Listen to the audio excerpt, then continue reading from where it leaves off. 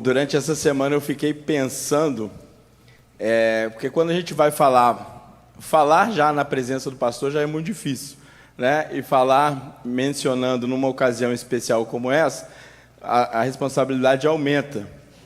E eu fiquei pensando em quem que eu poderia espelhar em um comportamento, em atitudes que pudesse ser a referência do Senhor.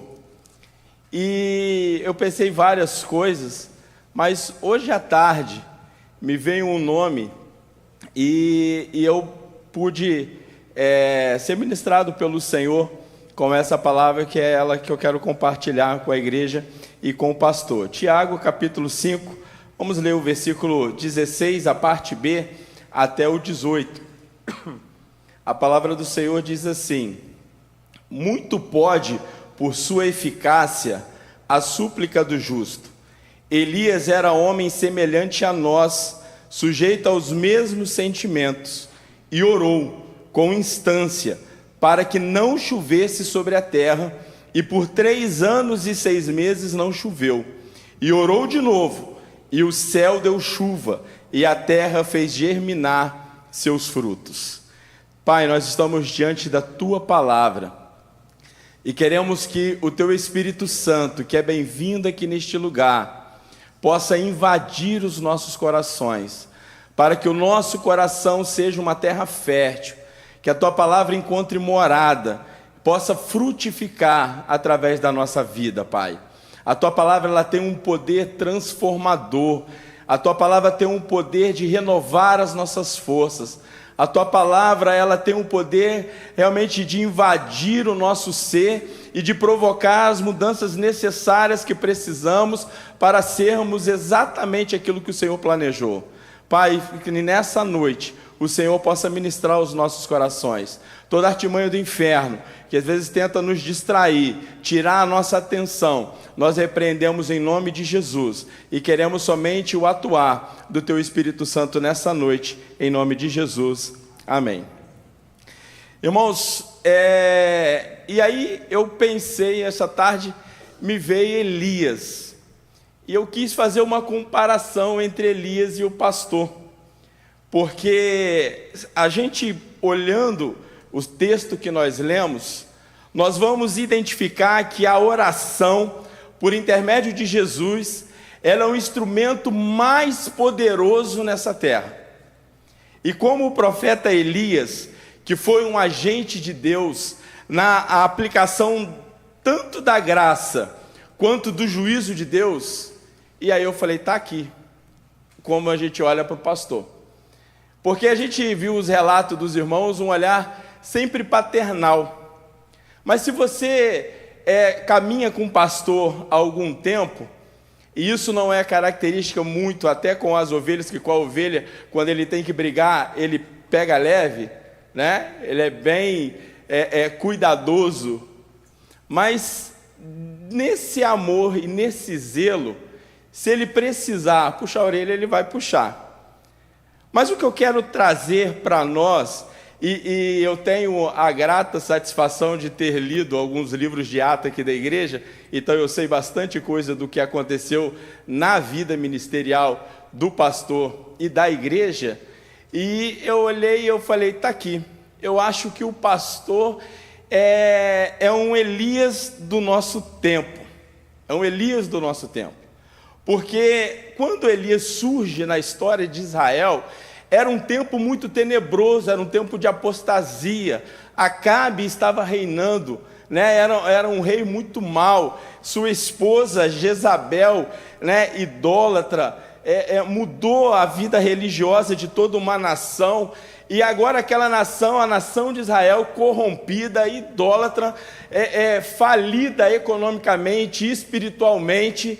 E aí nesse momento Deus vem e levanta Elias. Do nada, ele não é de uma família sacerdotal, ele não tem nenhuma importância, mas Deus nesse momento ele vem e ele levanta Elias com uma mensagem de juízo, a ponto do próprio rei Acabe, que andava muito longe de Deus, dizer que Elias era um perturbador de Israel.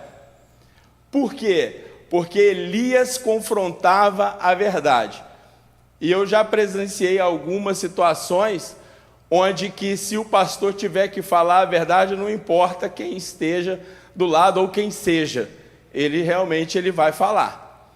E aí a gente olha para Elias, que ele se levanta nesse ministério de denunciar todo esse mal que estava sobre a nação, e ele vai profetizar a morte de Acabe, ele vai profetizar a morte de Jezabel, ele vai falar da morte do seu filho Acasias, que reinou no lugar de Acabe, ele vai mandar uma carta para o reino do sul, para falar contra o rei que era genro de Acabe. Então, Elias assume a postura profética, e ele vai confrontar Acabe, os profetas de Baal, e existe um motivo porque ele tinha coragem para fazer isso. Elias foi um profeta de coragem, e eu e você precisamos ter coragem nessa terra. Nós vivemos tempos onde a coragem de falar em nome de Deus precisa ser uma virtude no nosso coração, e a gente tem um exemplo como o do pastor.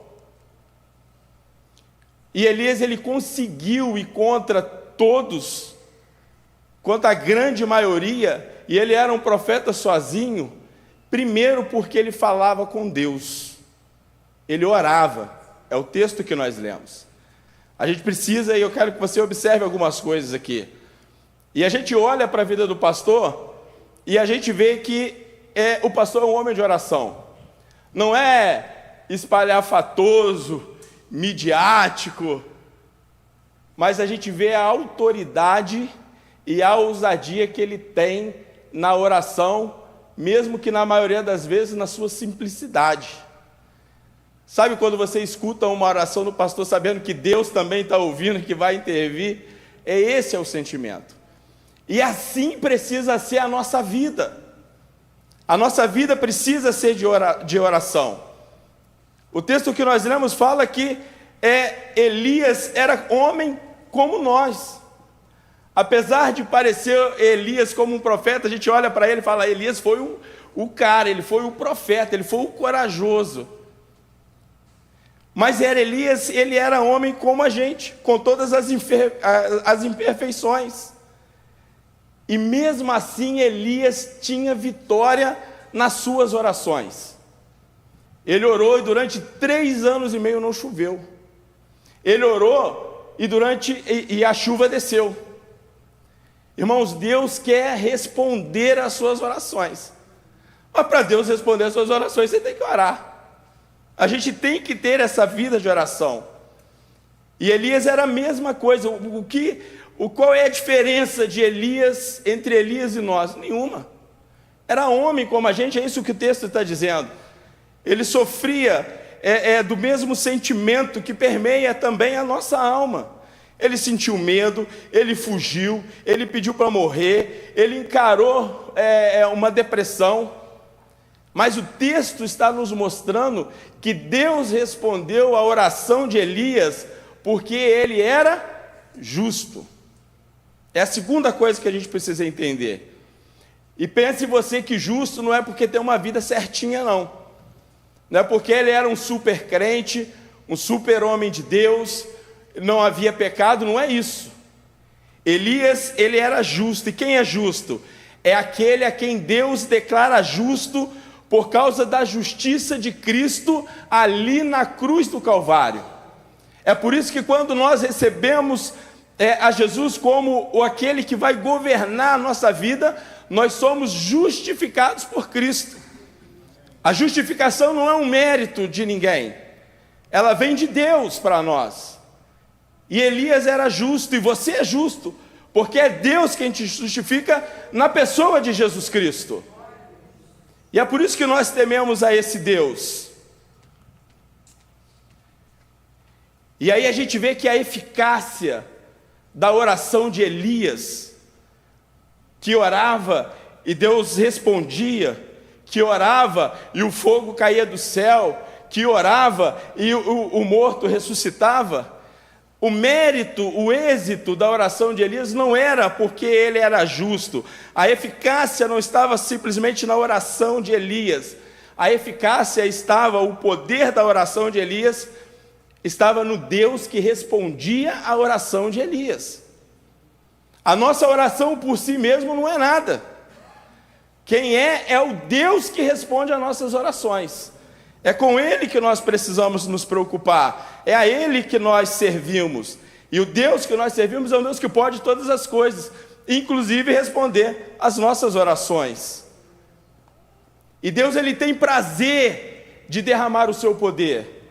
Deus, Ele tem o prazer de mudar situações.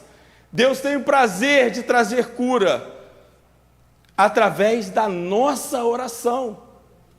Por isso que eu falei no início que a oração é o instrumento mais poderoso que nós temos hoje na terra.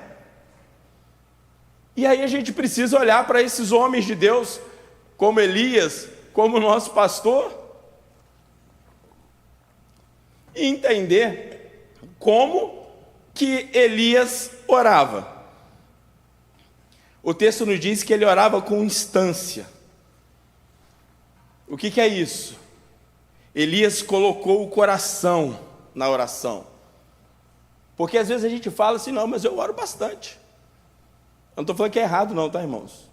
Mas às vezes a gente usa isso para justificar a gente não ter o nosso momento com Deus. E a gente fala, eu estou andando, eu estou orando, eu estou lavando roupa, eu estou orando. É isso mesmo, a gente tem que fazer isso, orar em todo tempo. Mas nós precisamos entender que tem aqueles momentos que nós precisamos orar com instância, com o coração, não é se distraindo com as coisas. Então, hora que a gente tem que colocar toda a nossa força, né, todo o nosso coração naquilo que nós estamos buscando da parte do Senhor. E é por isso que a oração de Elias causou impactos em toda a nação. Às vezes você se sente, mas quem sou eu? Né, eu vou orar. Irmãos, Deus vai te usar na oração. Você tem que orar. Vai praticando. Não tem oração forte, oração melhor, oração mais bonita. Tenha o derramar do nosso coração. Tem realmente a nossa instância. É aquilo que nós realmente precisamos colocar diante do Senhor para que as coisas comecem realmente a acontecer. E a gente vê que desde os tempos remotos, a Bíblia, desde Gênesis, ela vai nos mostrar exemplos de homens que acreditavam na oração. A gente vê Abraão, por exemplo, orando pelo seu sobrinho Ló, para que Deus desse livramento quando Deus quis consumir Sodoma e Gomorra. A gente vê Moisés orando pelo povo, se colocando na brecha para que Deus tivesse misericórdia do povo. A gente vê um Davi orando nas suas poesias, no livro de Salmos. A gente olha para Neemias, o reconstrutor do templo. Ele, antes de fazer tudo, a primeira coisa que ele fazia era orar. A gente vê Jesus orando. Em todas as decisões importantes que Jesus tomou, primeiro ele parou para orar. Na tentação, ele orou. No momento de dor ali no Getsêmani, Jesus orou. Na cruz, Jesus orou. Passava noites, madrugadas orando. E até hoje ele continua intercedendo por nós diante do trono de Deus. E como que a gente acha que a gente não precisa orar? Com instância, com fervor, derramando realmente o nosso coração. Paulo, o grande apóstolo, a gente vê Paulo poderoso na oração, nos ensinando, olha, a orar e sem cessar. E Paulo orava nos templos, orava na sinagoga, orava nas casas, orava na prisão, orava em liberdade, orava rindo, orava com lágrima. Elias também foi um homem de oração. E o nosso pastor também, ele é um homem de oração. Porque somente um homem de oração poderia confrontar os poderes do mal como Elias confrontou. E somente um homem de oração como o nosso pastor poderia fazer tudo aquilo que nós ouvimos aqui e mais. porque isso é o que a gente vê. Somente um homem de oração é que ia lá deixar a família, obedecer o pai e estudar durante a semana, longe da família, longe de casa. Somente um homem realmente de oração iria responder ao chamado e deixar a empresa e vir parar no Rio de Janeiro para dentro de um internato e agora viver dependendo da oferta, né, dos irmãos. Tem que ser homem de oração. Tem que ser homem de oração para ter encontrado a dona Sandra, né, e ali ter esse casamento que nos abençoa até hoje. Tem que ser um homem de oração para reunir 5 pessoas numa cidade para plantar realmente uma igreja, como aconteceu aqui em Volta Redonda. Tem que ser um homem de oração para ter os filhos e na criação dos filhos passar momentos de dificuldade, de tristeza, de alegria, mas que são essenciais na vida e no ministério. Tem que ser um homem de oração para ser tão relevante na sociedade quanto o pastor é. Tem que ser homem de oração realmente para fundar conselhos de pastores. Tem que ser homem de oração para aconselhar pastores. Tem que ser homem de oração para ser o percussor do trabalho congregacional no Sul Fluminense. Tem que ser homem de oração para, no momento, né, de ser super tradicional, receber o Espírito Santo e aceitar aquilo e ir contra todos os outros pensamentos contrários. Tem que ser homem de oração para enfrentar os rachas que ele enfrentou dentro da igreja. Tem que ser homem de oração para conduzir o rebanho. Tem que ser homem de oração para encaminhar pessoas no ministério da palavra, para formar pastores. Tem que ser homem de oração. Tem que ser homem de oração para ensinar com a própria vida. Não é só uma pregação, não é somente com a fala. O pastor ensina com a vida. Tem que ser homem de oração para fazer 78 anos. Estar com toda essa vitalidade e esse vigor, com toda essa força e disposição que a gente chega até a invejar. Tem que ser homem de oração, como Elias foi. Irmãos, você precisa ser homem e mulher de oração. Precisamos agir assim, como Elias agia, como o pastor Wilson age. Homem, por que eu digo que é homem de oração? Porque anda com Deus, porque anda na presença de Deus, porque tem intimidade com Deus, porque fala com a autoridade que vem de Deus, e isso vai testificar, porque oração é relacionamento com Deus. Aí você diz, eu preciso melhorar, eu preciso orar mais. Significa que você precisa se relacionar mais com Deus. Nós devemos aprender isso, nós devemos imitar isso, porque se não tivesse oração, não teríamos cristianismo.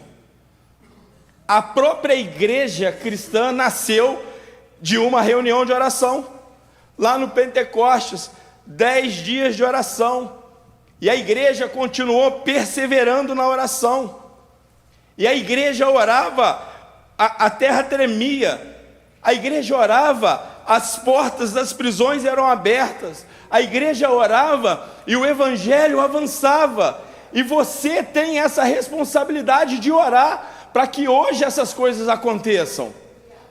O chão onde você tem que estar tem que tremer, a sua oração tem que quebrar cadeias e trazer libertação àquelas pessoas que você ama, aquelas pessoas que você tem colocado diante do Senhor. É a sua oração que vai trazer o resultado que você precisa.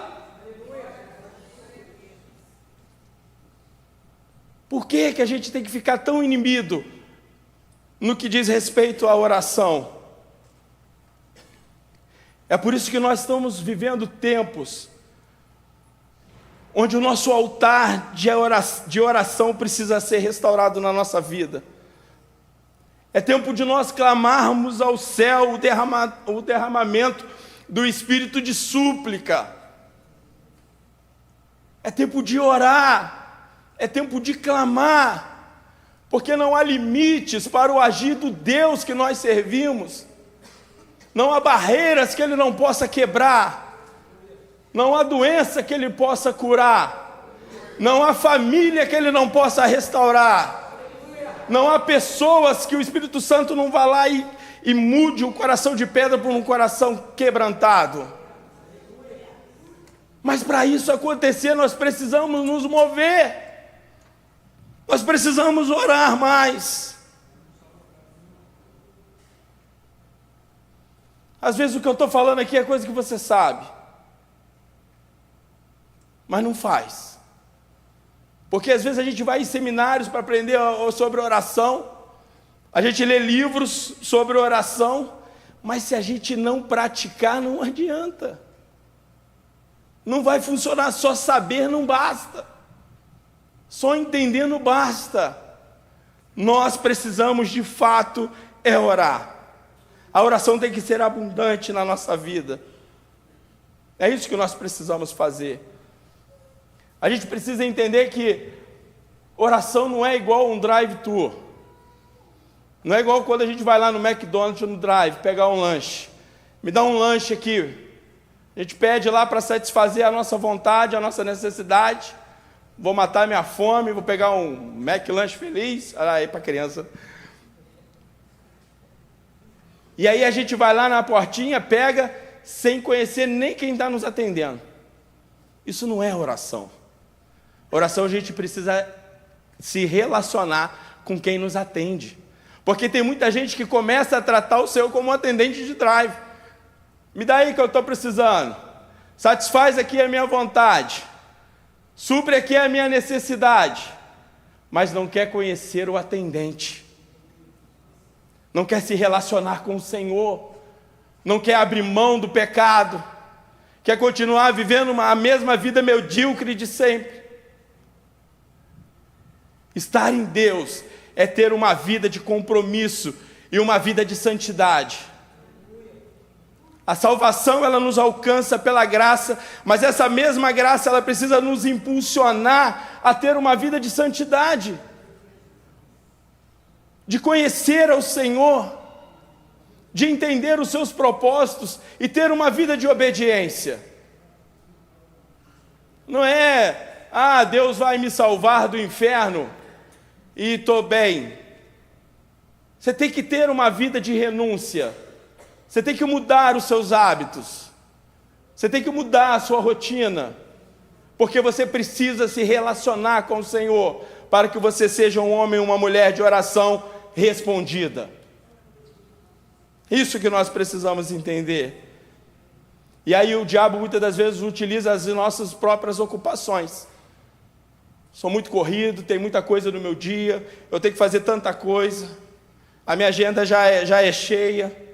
A gente agenda tudo, a gente faz tudo, e a oração vai ficando só lá para o finalzinho do dia, para a hora de dormir. E aí você fala, não, eu oro bem, eu vou dormir, começo a orar, eu só termino de orar de manhã quando eu acordo.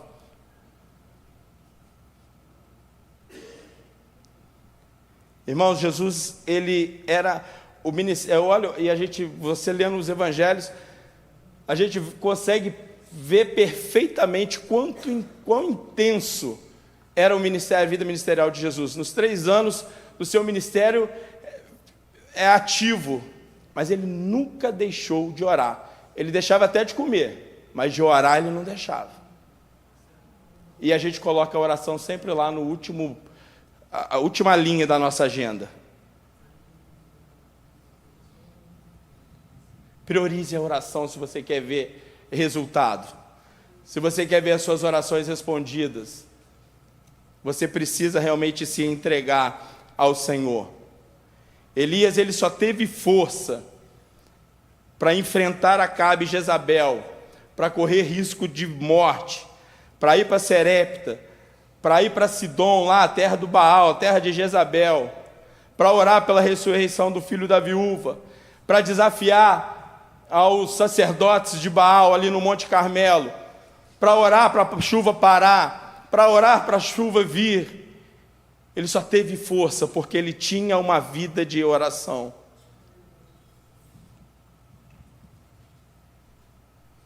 Reconduza a oração para o centro da sua vida.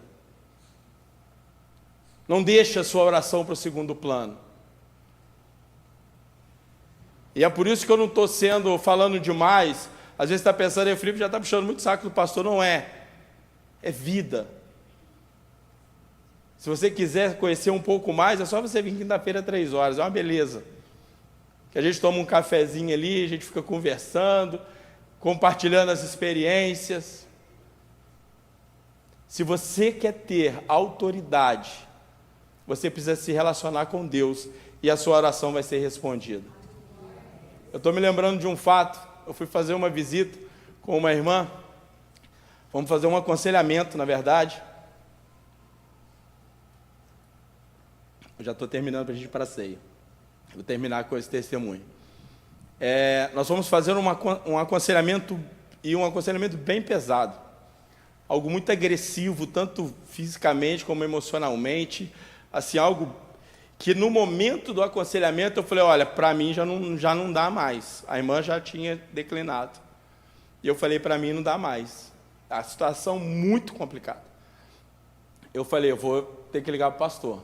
Aí eu liguei para o pastor. Falei, pastor, acho que o senhor vai precisar vir aqui em Volta Redonda, na urgência aqui, para ajudar a gente a resolver uma situação.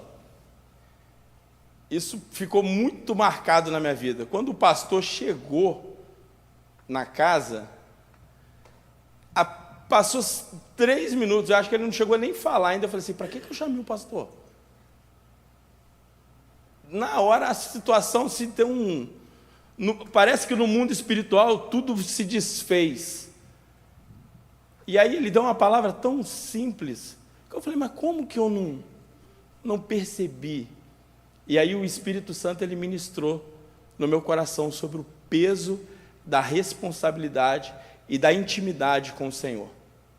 Esse dia marcou a minha vida. Eu falei assim, eu quero ter isso. Eu preciso ser assim. Do fato de eu chegar e as coisas se resolverem. Não é porque ser super crente, não é porque a gente vai ter superpoderes, não. É porque a gente coloca a oração em primeiro lugar na nossa vida. Repito, reconduza a oração para o centro da sua vida. E você vai ver como que as coisas vão mudar. Queria que você se colocasse de pé.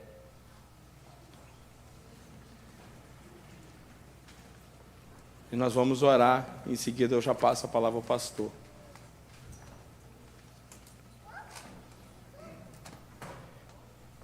Eu queria chamar a Genaida aqui para fazer essa oração.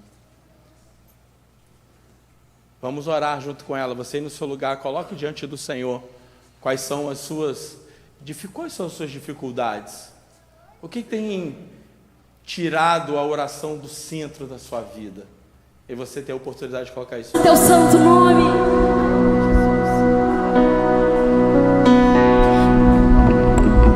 As palmas adorem o nome do Senhor.